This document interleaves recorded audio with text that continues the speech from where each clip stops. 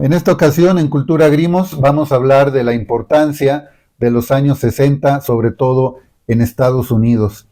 Son unas notas, unos apuntes para un posterior estudio de esta época y las consecuencias que ocasionó. Porque no solamente en Latinoamérica han existido movimientos anticapitalistas muy importantes, como las guerrillas en la época de las dictaduras, sino también en el mismo Estados Unidos, adentro de todavía la primera potencia mundial, han existido partidos comunistas, han existido importantes movimientos sociales que muchas veces no se toman en cuenta, pero existieron y sobre todo hay trabajos académicos muy serios al respecto. La misma publicidad de Occidente en los medios de comunicación, pues hace que se nos quede una imagen de una parte de Estados Unidos nada más. Pero también existe esa otra parte que en este video se trata de enunciar, se trata de hacer aparecer. Como decía el reciente fallecido Franz Hinkelamer, la ausencia señala su presencia. Cuando algo se oculta, cuando se oprime, cuando es una minoría, esa misma ausencia indica que existe, por ejemplo, en este caso, estos movimientos sociales. Comenzamos señalando que el mismo Emanuel Wallerstein, un sociólogo estadounidense muy reconocido, ya también fallecido recientemente, en sus obras indicaba la importancia de esa década, de la década de 1960. Podemos enunciar en primer lugar el movimiento por las libertades civiles, con personajes como Martin Luther King o como Malcolm X, por ejemplo, sobre todo para las minorías afroamericanas en ese país. Por cierto, en un paréntesis les recuerdo que estos videos, como lo he dicho varias veces, sirven únicamente para que las personas conozcan estos temas, sepan de cómo ubicarlos y sea un punto de partida para que posteriormente vayan a hacer una investigación o una lectura más profunda si fue de su interés. Entonces estamos hablando de estudiantes quizá de secundaria, de bachillerato. También podemos estar hablando de profesionistas que ya no están en ningún nivel académico, que están trabajando, pero que nunca se habían interesado en profundizar más de estos temas. Podrían intuir, podían haber escuchado algo y estos videos pueden servir para ubicar la temática y saber cómo empezar. Es como una orientación para saber cómo profundizar más en ella. Entonces estaba mencionando que, por ejemplo, en este aspecto de la lucha de los afroamericanos en contra del racismo en Estados Unidos, pues tuvo un punto muy importante en los 60, lo cual no significa que únicamente ahí existió el problema y que únicamente ahí se luchó contra él. Es una situación que viene desde las 13 colonias, desde antes de que el país de Estados Unidos fuera tal, desde que eran una colonia inglesa, al momento de su independencia, esas 13 colonias ya independizadas se expanden hacia el oeste. Entonces hay un exterminio de los indios nativos, de los pueblos originarios de lo que hoy es Estados Unidos. Y también cuando se utiliza a seres humanos traídos de África para el trabajo esclavo, pues ahí empieza la historia de ese racismo. Incluso se puede mencionar los semiesclavos blancos, los pobres que emigraron desde Irlanda, desde Inglaterra, pero ya en condición de servidumbre. Entonces, posteriormente a la guerra de secesión, a la abolición de la esclavitud, los países del sur, los estados del sur en Estados Unidos, los confederados, pese a las nuevas leyes, siguieron con una segregación, con un racismo sistematizado y tolerado desde las autoridades. Toda esa situación se vino dando hasta estallar en este movimiento por las libertades civiles. Terminó con los asesinatos de estos dos personajes destacados como Martin Luther King y Malcolm X, por ejemplo. Posteriormente podemos mencionar también un caso muy especial, el de Greenwich Village, una localidad en pleno Manhattan, y es importante señalarlo, es una de las historias yo creo menos conocidas, porque pues sabemos de la Gran Manzana, de Manhattan, de Nueva York, sus grandes tiendas, Times Square, la Torre Trump, etcétera.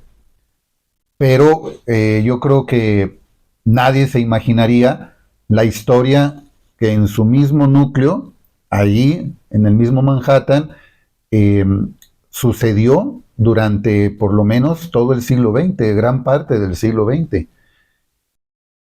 El Greenwich Village era una zona a principios del siglo pasado, rural, donde empezaron a llegar a vivir artistas, pintores, escritores.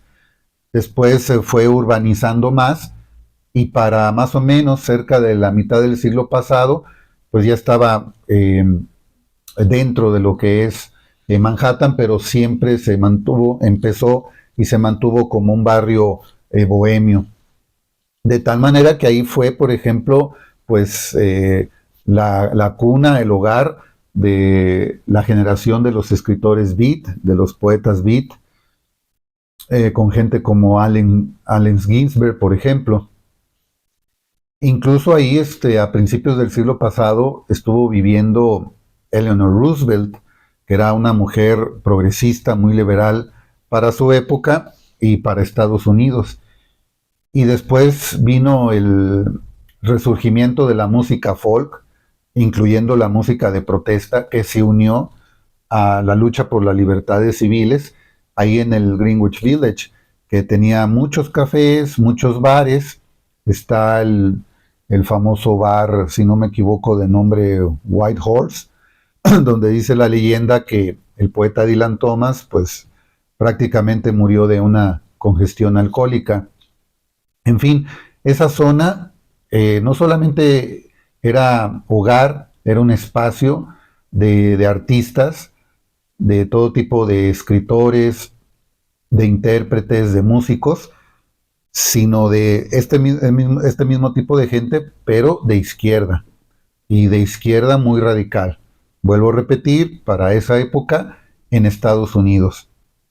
Estaban ahí muchos migrantes que venían de varias partes de Europa, que ya eran comunistas y que estando trabajando ya como migrantes en Estados Unidos, ahí en Nueva York, eh, formaron sindicatos y eran parte del Partido Comunista.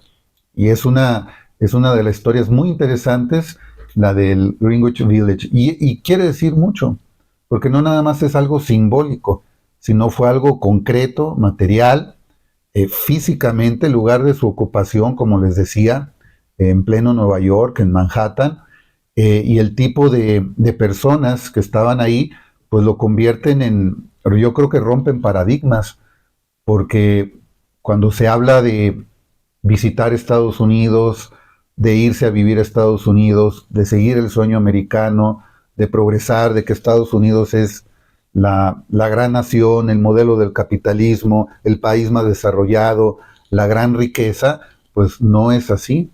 Solamente ni siquiera una ni siquiera una cara de la moneda, porque una cara de la moneda es la mitad de la moneda. Y por los datos que he ido recopilando, y si ustedes lo hacen, se puede dar cuenta de que ni siquiera es la mitad del país la que está en condiciones muy favorables de riqueza o de progreso material, y mucho menos ni siquiera, ya ni hablar del aspecto político, cultural, etcétera. Otro aspecto, aparte de la zona del Greenwich Village, pues fueron las guerrillas urbanas, los partidos políticos y los movimientos que se dieron ahí. Podemos ver que hubo guerrillas urbanas que se inspiraron, por ejemplo, la del Weatherman, la del hombre del clima, que se inspiró en la letra de una canción de Bob Dylan. La canción era Subterranean Homesick Blues. O partidos políticos como un partido comunista ahí en Estados Unidos, eh, activistas como los Black Panther, por ejemplo, los Black Power. Sobrevive de ahí Angela Davis, una marxista afro, todavía con vida. Y bueno, pues todos los movimientos que hemos estado diciendo que se conectaron, como vamos a ver ahora, con la música de rock y de folk. En ese entonces, cabe señalar, en la música pues también hay muchos detalles que nombrar. Cada uno de estos puntos merecería un solo video, pero como mencioné al principio, son solamente apuntes. Después se puede desarrollar en forma, por ejemplo, de un artículo académico o de una conferencia acerca de todos estos puntos y de cada uno de ellos en lo individual. Pero hablando de la música, el resurgimiento del folk fue muy importante. Es la música tradicional en Estados Unidos, pero hay una parte de esa música folk que fue música de protesta, que fue música de los trabajadores de izquierda. Recordemos a Woody Guthrie, al que tengo aquí en un cuadro de atrás, el mismo Bob Dylan en sus inicios, Joan Baez, Phil Ochs, en fin, Pete Seeger.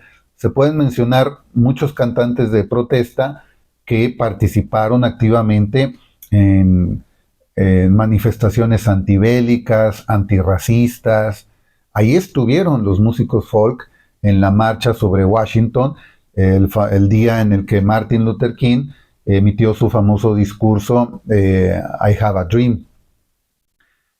Pero también estuvo el movimiento gay. Hay una historia acerca de los bares en Nueva York que eran para personas gay. Eran molestados por la policía, había redadas, hubo por ahí también algunos muertos. Entonces eso también se debe considerar, y esto se enlaza, siguiendo con la música, con los orígenes de la música disco. Si también investigan por ahí, se van a encontrar que esa música disco, a la cual la mayoría del público solamente accede por productos comerciales, como la película de Fiebre de Sábado por la Noche, con John Travolta, pero no son sus orígenes. Digamos que eso ya es un producto blanqueado, comercializado, como lo hace el capitalismo. Como lo dice el filósofo español Alberto Santamaría, el neoliberalismo es una cosa amorfa, gelatinosa. Si tú tratas de golpearlo, tu puño se va a hundir y ese objeto gelatinoso sin forma se va a hacer su forma de la forma del puño con el que tú le diste el golpe. Se adapta, porque dice Alberto Santamaría, la única finalidad del capitalismo es sobrevivir. ¿Y cómo sobrevive? Ya lo decía Marx con esa metáfora teológica, sacrificar la vida del obrero. En la antigua Mesopotamia existía el dios Moloch, al que se le tenía que ofrecer el hijo primogénito varón. Sin embargo, las clases altas de aquella época compraban a un primogénito varón, a una familia pobre, y a ese es al que sacrificaban en lugar del hijo de esa familia rica. Y con el sacrificio, decía Marx, con el sacrificio, con la sangre del obrero a través de su trabajo, con eso revive a la máquina del capital que decía Marx. En la noche, mientras la fábrica está cerrada, es un tótem, un capital muerto, esa máquina. Y al día siguiente, cuando llega el trabajador y trabaja sobre ella, la activa y le da vida a la máquina, le da vida al capital. Eso es lo único que necesita el capital para su única finalidad, que es aumentar la tasa de ganancias, obtener ganancias. Y por eso ha tomado el rock, ha tomado el punk. El filósofo Alberto Santamaría tiene un trabajo acerca de todo esto, de cómo el neoliberalismo mató el punk. Aquí tengo el video de lo que significa el grupo Pussy Riot de Rusia, que está financiado, está orquestado por la parte cultural de la CIA para desprestigiar al gobierno de Vladimir Putin, que no es que yo lo esté defendiendo, sino que estoy señalando cómo utiliza el sistema capitalista occidental ciertos productos culturales a su favor. Y si no estás bien ubicado, si no tienes las piezas bien acomodadas, pues puedes caer en la trampa que ellos pusieron.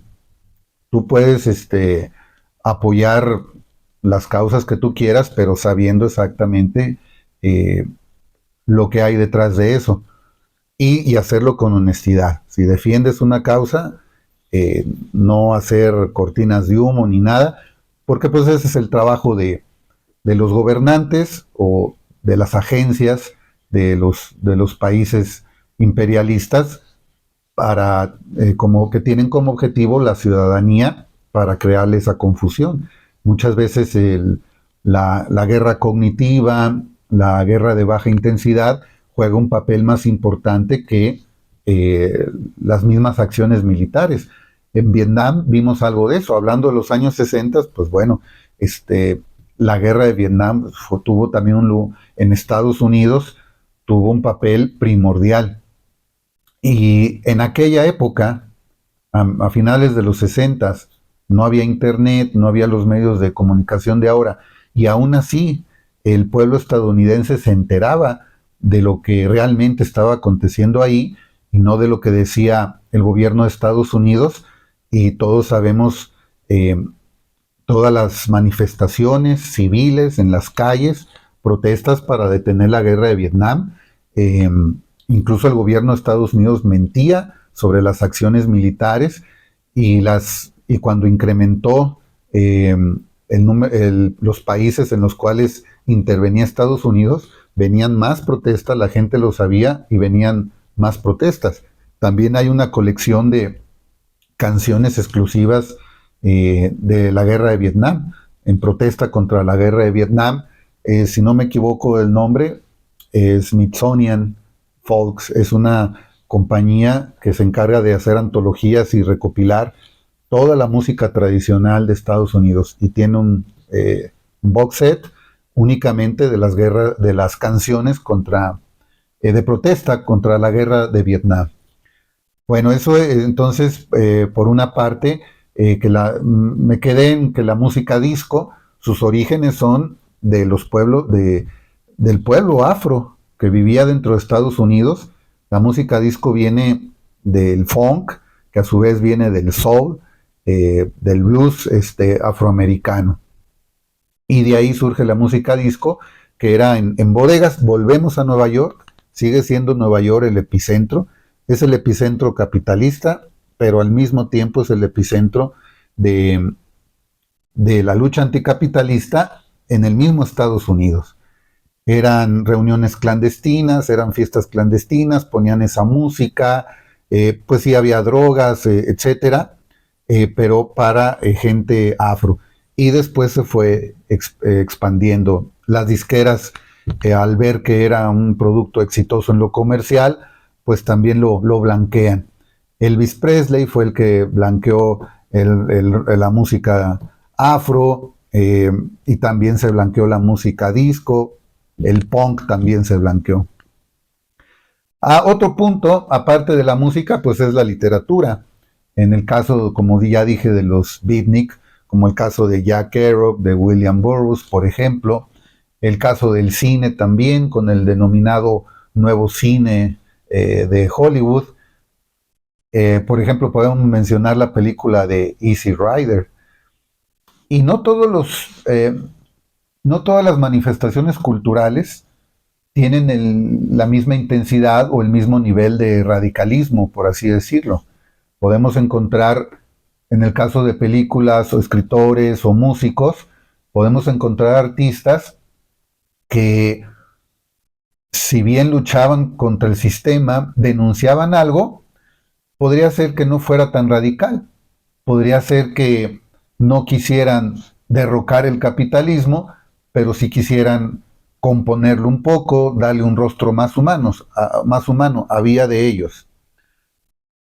Pero también había hasta los más radicales, incluso que utilizaban la violencia, que utilizaban métodos violentos, o su activismo político y su discurso, pues era muy radical, completamente de izquierda, anarquista. Y bueno, se nos van aquí ahorita muchos nombres, como el mismo John Lennon, que formó parte activa, o no mencionamos todas las protestas en universidades. El movimiento estudiantil llega también a Estados Unidos a finales de los 60.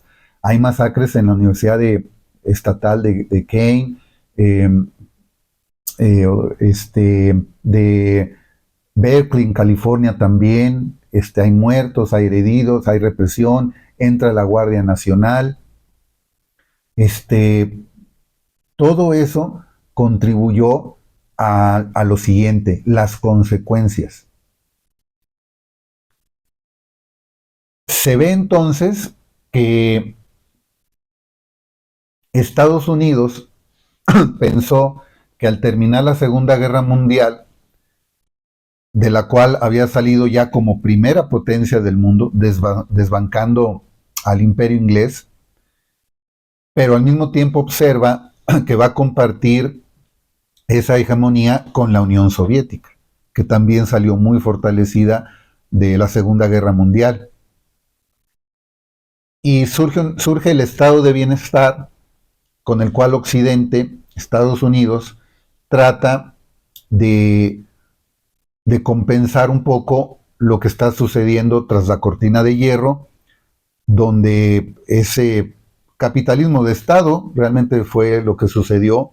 Por supuesto, no fue comunismo, pero esa situación en la cual se protegía más a los derechos de los trabajadores, quisieron compensarlo un poco en Estados Unidos. Lo podían hacer porque su clase obrera, su clase trabajadora en Estados Unidos, por ejemplo, en Inglaterra, en Alemania, Alemania Occidental, etcétera, a través de la extracción de recursos, de materias primas, de mano de obra barata en los países periféricos, podían tener un mejor nivel de vida la clase trabajadora en los países centrales, utilizando la terminología de Wallerstein, de países centrales, países desarrollados y países periféricos, tercermundistas.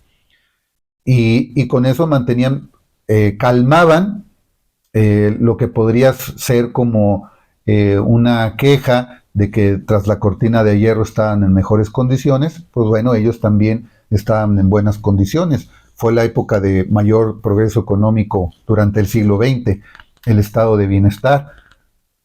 Incluso pues hay varios trabajos culturales al respecto, de que fue una generación a partir de 1945 muy conformista, porque surge la sociedad de consumo. Pero eso mismo ocasionó que las nuevas generaciones, los niños, los adolescentes que surgieron después de la Segunda Guerra Mundial, vieran que si por un lado les daban un progreso, una seguridad económica, por otro lado era a cambio de toda una restricción de libertades civiles, de libertades culturales, de libertad de expresión, etcétera. Curioso, se acusa a los países del bloque socialista de aquella época de que no tenían libertades civiles, libertades políticas. Y resulta que lo que sucedió en Occidente era eso precisamente, porque eso hizo explotar esta década, estos movimientos de la década de 1960.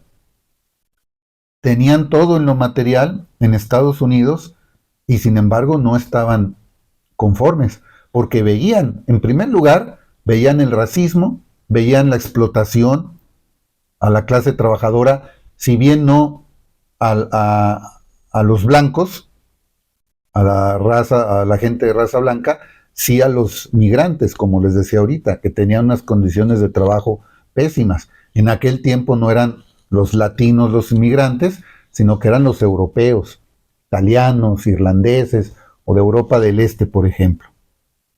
Empiezan a ver eso, empiezan a ver que sucedió la censura del macartismo, la caza de brujas, la persecución, como lo llamaron ellos en el Congreso, de actividades antiamericanas. Encarcelaron a escritores, a cineastas, artistas, cantantes, etcétera. El país que ahí donde tenían a unos metros la Estatua de la Libertad, el país de las libertades, era la Unión Soviética y la Alemania Oriental, los países del bloque socialista, los que no tenían libertades civiles y culturales, eran ellos. Y al mismo tiempo, sin embargo, en Estados Unidos, estaban encarcelando, censurando, dejando sin trabajo a estadounidenses por pensar distinto. Todo eso hizo explotar los 60.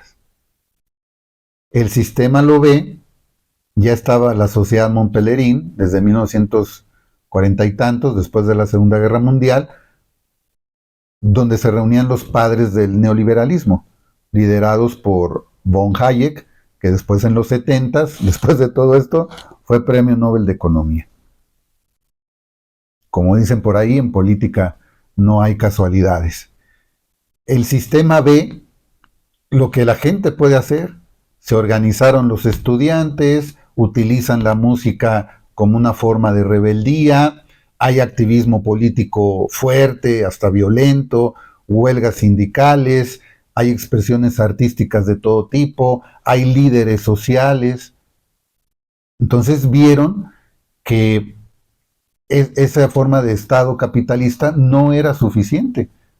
La gente, en una democracia más verdadera, por así decirlo, y tenía ese poder, como la canción de John Lennon, Power to the People.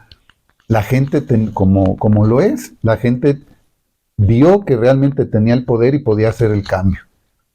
La respuesta, yo sostengo, que da el sistema, cómo ataca el sistema para defenderse de eso, es el neoliberalismo. Se acaban los 60, no por nada, se acaban los 60 y empieza el neoliberalismo.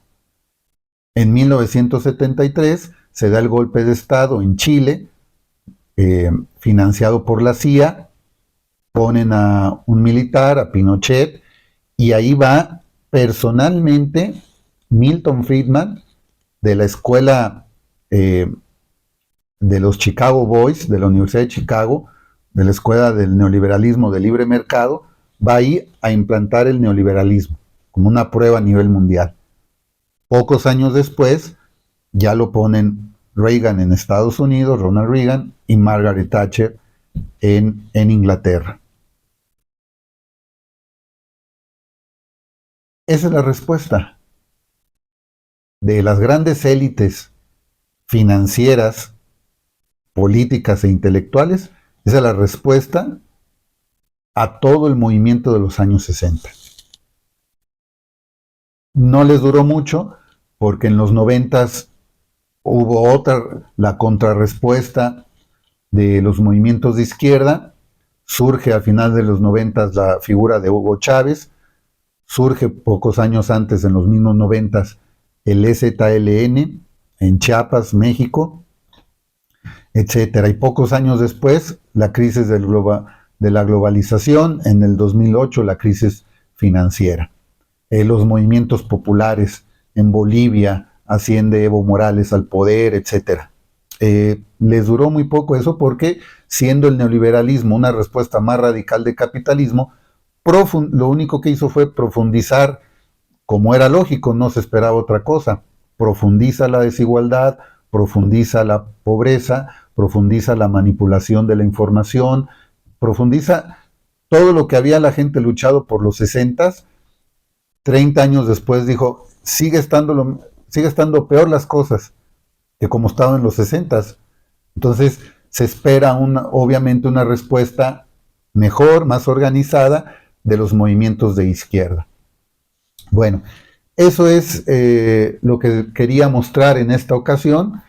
Son solamente apuntes e ideas un poco ordenadas en términos generales de lo que significó la década de 1960, sobre todo en Estados Unidos, un poco lo que tiene de antecedentes y un poco lo que tiene de consecuencias. Ahí están los datos, ahí está la información, ahí está el tema.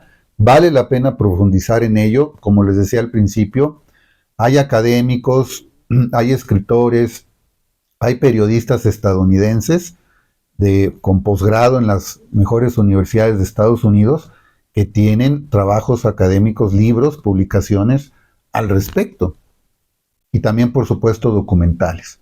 De todo esto que les acabo de hablar, existe una amplia bibliografía con información muy bien sistematizada, de calidad, con el que se puede ampliar estas cuestiones que acabo de mencionar ahorita. Entonces existe el trabajo que recopila y difunde toda esta situación. Ahí están, pero están en librerías de las bibliotecas de las universidades de Estados Unidos, incluso algunos ya descatalogados, ya no volvieron a salir nuevas ediciones y están a un precio muy elevado, realmente inconseguibles, pero existe esa. También pueden buscar artículos académicos en los buscadores académicos como ERIC, como Google Scholar, etcétera. En los buscadores académicos pueden encontrar estos temas también ahí en artículos académicos bien hechos en toda forma, en toda regla. Solamente que los medios de comunicación, los grandes medios de comunicación occidentales, no van a dar a conocer esto. Por ahí siempre pasan excepciones, siempre hay alguna rareza que por algún motivo en alguna plataforma de streaming o pueden conseguir en el DVD, comprarlo en Amazon, etcétera. Por ejemplo, esos documentales, pero hay que saberlos buscar, pero ahí están. Muchas gracias por habernos acompañado hasta aquí en un nuevo video de Cultura Grimos. Les agradezco su atención y nos vemos en el próximo video.